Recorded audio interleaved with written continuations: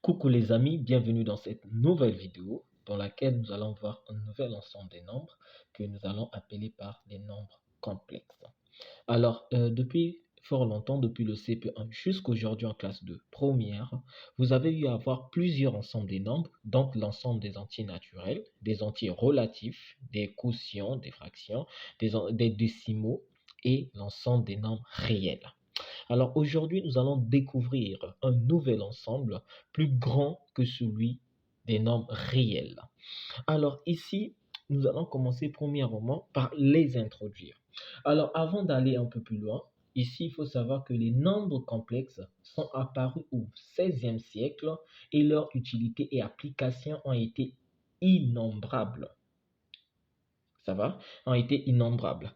Et ces nombres sont nés suite à ces genres de problèmes que nous allons voir ici au niveau de l'activité, dans l'incapacité de calculer la racine carrée d'un nombre négatif. Alors, sur cette activité, on nous donne l'équation x carré plus 2x plus 2 qui est égale à 0. C'est une équation E. La première question me demande de résoudre cette équation dans R. Voilà, lorsque vous résolvez une équation, il faut savoir dans quel ensemble vous allez la résoudre. Et la deuxième question, en conservant les règles de résolution de cette équation dans R, et on me dit qu'on suppose qu'il existe un nombre imaginaire i tel que i carré égale à moins 1. Et on me demande de résoudre à nouveau cette équation. Et au petit b, on me demande d'identifier les solutions obtenues puis donner l'ensemble d'appartenance de ces solutions.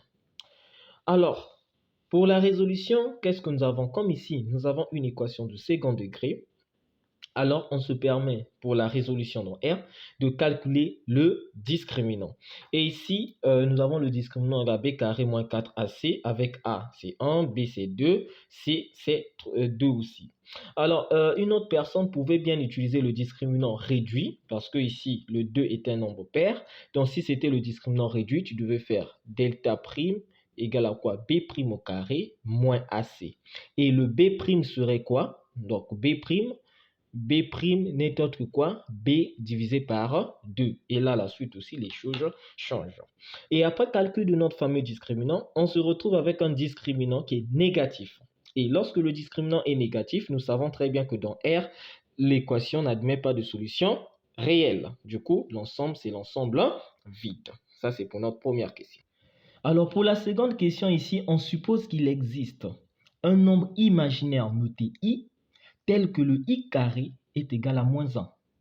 Et on me demande de résoudre à nouveau cette équation. Bon, cher ami, au départ, nous avons eu à calculer le discriminant qui est égal à moins 4. Mais comme il y a supposition, il y a existence d'un nombre imaginaire que l'on note i, et donc le carré est égal à moins 1, et on peut bien remarquer que moins 4 est égal à quoi? À moins 1 multiplié par 4. Et le moins 1 étant i carré, donc je peux encore l'écrire i au carré fois 4.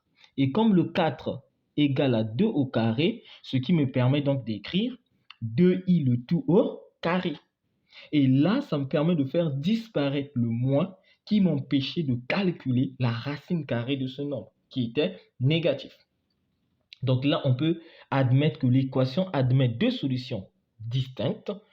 Donc x' est égal à moins b moins racine carrée du discriminant sur 2a et x est égal à moins b plus racine carrée du discriminant sur 2a. Je remplace tel que je sais le faire parce que le déterminant c'est 2i de tout au carré. Nous allons remplacer jusqu'à ce que nous avons x' égal à quoi? À moins 2 qui est ici, moins 2i. Pourquoi 2i? Parce qu'on a quoi? 2i le tout au carré sous la racine carrée, ça sera positif. Le tout divisé par 2. Alors, de ce côté, qu'est-ce que je pouvais faire? Pour ceux qui n'ont pas compris ici, on met le 2 en facteur. Ici, il me reste moins 1 moins i. Le tout divisé par 2 et les deux vont se simplifier. Et de ce côté, nous avons aussi le 2 en facteur. Ici, nous avons moins 1 plus i. Divisé par 2, les deux se simplifient. Et automatiquement, le x' serait moins 1 moins i.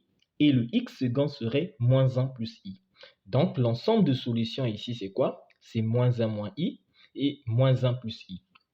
Alors, vous remarquez que nous obtenons des nombres un peu particuliers où il y a un nombre qu'on connaît réel, mais l'autre, c'est un nombre i qu'on a déjà appelé imaginaire. Donc, c'est un nombre imaginaire. D'accord? Et on me demande d'identifier les solutions obtenues. Alors, il faut savoir que les solutions obtenues sont complexes. Donc, ce sont des nombres complexes. Donc, nous allons tout simplement dire, voilà, les solutions obtenues moins 1 moins i et moins 1 plus i sont des nombres complexes. Et comment se note l'ensemble des nombres complexes? L'ensemble des nombres complexes est noté par C, tel que vous avez vu cette notation. Dès que vous allez voir cette notation, ça veut dire que c'est l'ensemble des nombres complexes. Et dans cet ensemble, la racine carrée d'un nombre négatif peut être calculée parce que le moins est remplacé par i carré.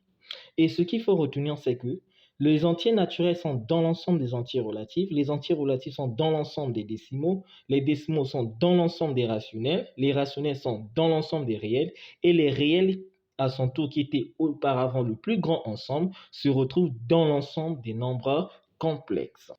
Et donc, comme on vient de le constater tout à l'heure, que les nombres complexes sont des nombres x écrits sous la forme a plus i b. Donc, tous les nombres qui peuvent s'écrire sous cette forme seront appelés nombres complexes. Et il n'y a pas de solution réelle. Il n'y a pas de solution réelle dans le cas où nous avons le discriminant négatif. Donc, pour cela que nous avons introduit tout à l'heure, il y a l'existence des solutions imaginaires grâce à la présence du i. Et l'ensemble de ces solutions imaginaires, comme on a su le voir, c'est noté grand C, qui est l'ensemble des nombres complexes. Et ces nombres s'avèrent rapidement pratiques pour beaucoup de calculs en maths et généralement en physique, comme par exemple en électricité. Ils s'interprètent aussi d'un point de vue géométrique et donnent ainsi de nouvelles armes analytiques pour des questions de géométrie euclidienne.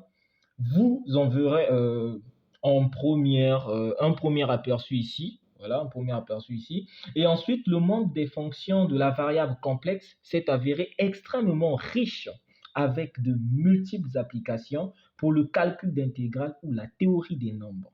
Les fonctions dérivables au sens complexe, excusez-moi, se trouvent en effet dotées de beaucoup de propriétés qui sont fausses pour les fonctions de la variable réelle. L'aventure des nombres complexes est déjà longue, elle est déjà longue et pas prête de s'achever. Mais ce qui est sûr pour vous, elle commence peut-être ici. Et puis, donc, pour cette première vidéo, nous avons introduit l'ensemble des nombres complexes.